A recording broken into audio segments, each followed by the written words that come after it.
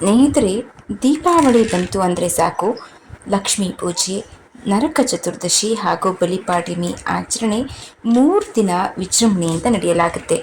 ಈ ಒಂದು ದೀಪಾವಳಿಯಲ್ಲಿ ಕೆಟ್ಟದರ ಮೇಲೆ ಒಳ್ಳೆಯದರ ವಿಜಯವನ್ನು ನಾವು ವಿಜೃಂಭಣೆಯಿಂದ ಸಂಭ್ರಮದಿಂದ ಆಚರಣೆ ಮಾಡ್ತೀವಿ. ಹಾಗಾದರೆ ನರಕ ಚತುರ್ದಶಿಯನ್ನು ಏತಕ್ಕೆ ಆಚರಿಸ್ತೀವಿ ಅನ್ನೋದನ್ನು ತಿಳಿದುಕೊಳ್ಳಲೇಬೇಕು. ಈ ನರಕಾಸುರ ಒಬ್ಬ ರಾಕ್ಷಸ. ಹಾಗಾದರೆ ಅವನ ನೆನಪಿಗಾಗಿ ನರಕ ಚತುರ್ದಶಿಯನ್ನು ಏತಕ್ಕೆ ಆಚರಿಸ್ತೀವಿ ಅಂತ ತಿಳಿದುಕೊಳ್ಳಲೇಬೇಕು. ಬನ್ನಿ ಸ್ನೇಹಿತರೆ, ಹಾಗಾದರೆ ಇವತ್ತಿನ ವಿಡಿಯೋದಲ್ಲಿ ನರಕ ಚತುರ್ದಶಿಯ ಮಹತ್ವವನ್ನು ತಿಳಿಯೋಣ. ಸ್ನೇಹಿತರೆ, ಎಲ್ಲರಿಗೂ ತಿಳಿದಂತೆ ಮಹಾವಿಷ್ಣು ಶ್ರೀದೇವಿ ಮತ್ತು ಭೂದೇವಿಯರೆಂಬ 2 ಹೆಂಡತಿಯರನ್ನು ಹೊಂದಿದ್ದಾನೆ. ಅದರಲ್ಲಿ ಹಿರಣ್ಯಾಕ್ಷನು ಭೂದೇವಿಯನ್ನು ಹಿಂಸಿಸಿದಾಗ ಮಹಾವಿಷ್ಣು ವರಾಹಾವತಾರವನ್ನು ತಾಳಿ ಹಿರಣ್ಯಾಕ್ಷನನ್ನು ವಧಿಸ್ತಾನೆ. ಇದು ನಮಗೆಲ್ಲರಿಗೂ ತಿಳಿದಿರುವಂತಹ ವಿಷಯನೇ.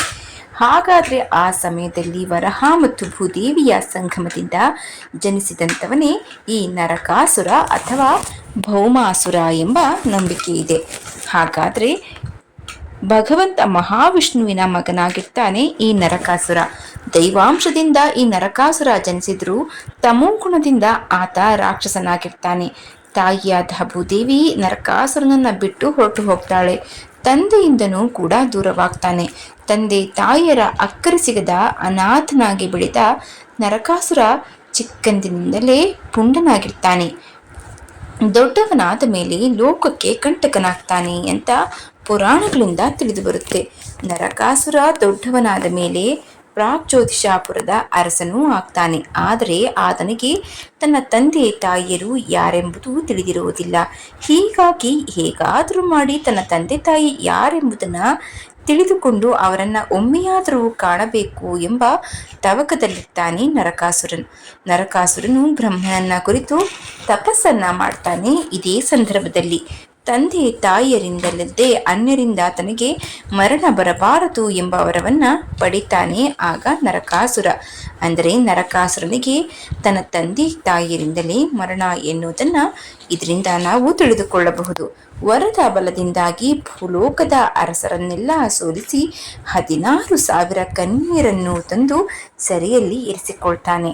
ನಂತರ ಸ್ವರ್ಗದ ಮೇಲೆ ದಾಳಿ ಮಾಡಿ ಇಂದ್ರನನ್ನೇ ಸೋಲಿಸಿ ಅಲ್ಲಿನ ಸಂಪತ್ತನ್ನು ತನ್ನ ಆಸ್ಥಾನಕ್ಕೆ ಕೊಂಡೊಯ್ತಾನೆ. ಆ ಸಮಯದಲ್ಲಿ ಮಹಾವಿಷ್ಣುವು ಕೃಷ್ಣಾವತಾರದಲ್ಲಿ ಇದ್ದದ್ರಿಂದ ದೇವತೆಗಳೆಲ್ಲ ಕೃಷ್ಣನ ಮೊರೆ ಹೋಗ್ತಾರೆ. ಶ್ರೀಕೃಷ್ಣನು ನರಕಾಸುರನನ್ನು ಕೊಲ್ಲಲು ಹೊರಡುವಾಗ ಆತನ ಜೊತೆಯಲ್ಲಿ ಸತ್ಯಭಾಮೆಯು ಹೊರಡ್ತಾಳೆ. ಸತ್ಯಭಾಮೆ ಏತಕ್ಕೆ ಕೃಷ್ಣನ ಜೊತೆ ಹೊರಟಳು ಅಂತ ಸಂಶಯ ಉಂಟಾಗಬಹುದು. ಸತ್ಯಭಾಮೆಯು ಭೂದೇವಿಯ ಅಂಶವಾಗಿ ಜನಿಸಿದ್ರಿಂದ ಕೃಷ್ಣನ ಜೊತೆ ನರಕಾಸುರನನ್ನ ಕೊಲ್ಲಲು ಸತ್ಯಭಾಮೆ ಕೂಡ ಹೋಗ್ತಾಳೆ. ಆಕೆ ಭೂದೇವಿಯಾಗಿರೋದ್ರಿಂದ ನರಕಾಸುರ ಪಡೆದ ವರಕ್ಕೆ ಅನುಸಾರವಾಗಿ ಕೊಲ್ಲಲು ಅನುಕೂಲವಾಗುತ್ತೆ ಅನ್ನೋದು ಕೃಷ್ಣನ ಅಭಿಪ್ರಾಯ. ಕೃಷ್ಣನು ಆಕೆಯನ್ನ ಕರೆದೊಯ್ತಾನೆ.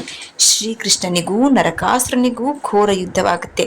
ಸತ್ಯಭಾಮೆಯು ಯುದ್ಧದಲ್ಲಿ ಕೃಷ್ಣನಿಗೆ ಸಹಾಯವಾಗ್ತಾಳೆ. ಯುದ್ಧದಲ್ಲಿ ತನಗೆ ಸೋಲಾದಾಗ ನರಕಾಸುರನಿಗೆ ತಾನು ಪಡೆದ ವರದ ನೆನಪಾಗುತ್ತೆ. ಆಗ ಅವನಿಗೆ ಇವರೇ ತನ್ನ ತಂದೆ ತಾಯಿಗಳು ಎಂಬ ಸತ್ಯ ತಿಳಿಯುತ್ತೆ. ತಂದೆ ತಾಯಿಯರ ಪಾದಕ್ಕೆ ಬಿದ್ದು ತನ್ನ ಹೆಸರು ಚಿರಸ್ಥಾಯಿಯಾಗುವಂತೆ ಮಾಡು ಹಾಗೂ ನನಗೆ ಮೋಕ್ಷವನ್ನು ಕರುಣಿಸು ಅಂತ ತಂದೆ ತಾಯಿಯರಲ್ಲಿ ಬೇಡಿಕೊಳ್ತಾನೆ. ಅವನ ಕೋರಿಕೆಯನ್ನ ಮನಸಿದ ಶ್ರೀಕೃಷ್ಣ ಸತ್ಯಭಾಮೆ ತಥಾಸ್ತು ಎಂದು ಆತನನ್ನ ಕೊಂದು ಮೋಕ್ಷವನ್ನ ಕರುಣಿಸ್ತಾರೆ. ಶ್ರೀಕೃಷ್ಣನು ನರಕಾಸುರನನ್ನ ಕೊಂದ ದಿನವೇ ಆಶ್ವಯುಜ ಮಾಸದ ಕೃಷ್ಣ ಪಕ್ಷದ ಚತುರ್ದಶಿಯಾಗಿರುತ್ತದೆ. ಹೀಗಾಗಿ ಆ ದಿನವನ್ನ ನರಕ ಚತುರ್ದಶಿ ಎಂಬುದಾಗಿ ಆಚರಿಸಲಾಗುತ್ತೆ. ಶ್ರೀಕೃಷ್ಣನು ಚತುರ್ದಶಿಯ ಬೆಳಗಿನ ಜಾವದಲ್ಲಿಯೇ ನರಕಾಸುರನನ್ನ ಕೊಂದು ಬೆಳಗಾಗುವುದರೊಳಗೆ ಅಭ್ಯಂಗ ಸ್ನಾನವನ್ನ ಮಾಡಿ ತನ್ನ ಮೈಗೆ ಅಂಟಿದ್ದ ರಕ್ತದ ಕಲೆಯನ್ನ ತೊಳೆದುಕೊಳ್ತಾನೆ ಹೀಗೆಂದು ಪುರಾಣಗಳಲ್ಲಿ ಹೇಳಲಾಗಿದೆ. ಹಾಗಾಗಿ ನಾವು ಕೂಡ ಆ ದಿನ ಅಭ್ಯಂಗ ಸ್ನಾನವನ್ನು ಮಾಡಿದ್ರೆ ತುಂಬಾ ಒಳ್ಳೆಯದು ಅಂತ ಹೇಳಲಾಗುತ್ತೆ. ನರಕಾಸುರನ ಹೆಸರನ್ನು ಚಿರಸ್ಥಾಯಿಯಾಗಿ ಮಾಡಲು ಇದೇ ಸೂಕ್ತ ಎಂದು ಆಲೋಚಿಸಿದ ಶ್ರೀಕೃಷ್ಣನು ನರಕ ಚತುರ್ದಶಿಯ ದಿನದಂದು ಯಾರು ಅಭ್ಯಂಗ ಸ್ನಾನವನ್ನು ಮಾಡ್ತಾರೋ ಅವರಿಗೆ ನರಕ ಪ್ರಾಪ್ತಿಯಾಗದೇ ಇರಲಿ ಎನ್ನುವ ವರವನ್ನು ಪಾಲಿಸ್ತಾನೆ. ಈ ಪದ್ಧತಿಯನ್ನು ಅನುಸರಿಸದೇ ಇರುವವರು ಸತ್ತ ಮೇಲೆ ನರಕಕ್ಕೆ ಹೋಗ್ತಾರೆ ಎಂಬ ಪ್ರತೀತಿ ಇದೆ ಅಂತಾನೂ ಹೇಳಲಾಗುತ್ತೆ. ಸ್ನೇಹಿತರೆ, ಈ ಹಿನ್ನೆಲೆಯಿಂದ ನರಕ ಚತುರ್ದಶಿಯನ್ನ ಶ್ರದ್ಧೆಯಿಂದ ಆಚರಿಸಲಾಗುತ್ತೆ. ತ್ರಯೋದಶಿಯ ದಿನವನ್ನ ನೀರು ತುಂಬುವ ಹಬ್ಬ ಅಂತಾರೆ. ಈ ದಿನ ಮನೆಯನ್ನ ಸ್ವಚ್ಛಗೊಳಿಸಿ ಮನೆಯ ಮುಂದೆ ಸಗಣಿಯಿಂದ ನೆಲವನ್ನ ಸಾರಿಸಿ ರಂಗೋಲಿ ಹಾಕ್ತಾರೆ. ಮನೆಯನ್ನ ಮಾವು ಮತ್ತು ಹೂವಿನ ತೋರಣಗಳಿಂದ ಶೃಂಗರಿಸ್ತಾರೆ. ದೇವರಿಗೆ ಪೂಜೆಯನ್ನ ವಿಶೇಷವಾಗಿ ಸಲ್ಲಿಸಲಾಗುತ್ತೆ. ನರಕ ಚತುರ್ದಶಿಯ ಮರುದಿನ ಬೂದಿ ನೀರು ಹಬ್ಬ ಅಂತ ಆಚರಿಸಲಾಗುತ್ತೆ. ಸೂರ್ಯ ಉದಯಿಸುವ ಮುನ್ನವೇ ಎದ್ದು ಅಭ್ಯಂಗ ಸ್ನಾನವನ್ನ ಮಾಡಲಾಗುತ್ತೆ. ಅಭ್ಯಂಗ ಸ್ನಾನ ಅಂದರೆ ಸಂಪೂರ್ಣ ದೇಹಕ್ಕೆ ಎಳ್ಳೆಣ್ಣೆ ಅಥವಾ ತೆಂಗಿನ ಎಣ್ಣೆಯನ್ನ ಹಚ್ಚಿಕೊಂಡು ಸ್ವಲ್ಪ ಸಮಯದ ನಂತರ ಸ್ನಾನ ಮಾಡುವುದು. ಬಳಿಕ ಹೊಸ ಬಟ್ಟೆಗಳನ್ನು ಧರಿಸಿ ಅಥವಾ ಮಡಿ ವಸ್ತ್ರವನ್ನಾಧರಿಸಿ ದೇವರ ಪೂಜೆಯನ್ನು ಮಾಡಬೇಕು. ಅಂದು ಉದ್ದಿನ ದೋಸೆಯನ್ನ ಆಹಾರವಾಗಿ ಬಳಸಿದ್ರೆ ತುಂಬಾನೇ ಒಳ್ಳೆಯ ಪರಿಣಾಮವನ್ನ ಪಡಿಬಹುದು ಅಂತ ಪುರಾಣಗಳಿಂದ ತಿಳಿದು ಬರುತ್ತೆ. ಸ್ನೇಹಿತರೆ, ತಿಳಿದುಕೊಂಡ್ರಲ್ಲ, ರಾಕ್ಷಸನಾಗಿದ್ದ ನರಕಾಸುರನಿಗೂ ನರಕ ಚತುರ್ಥಿ ಆಚರಣೆಗೂ ಏನು ಸಂಬಂಧ ಅಂತ.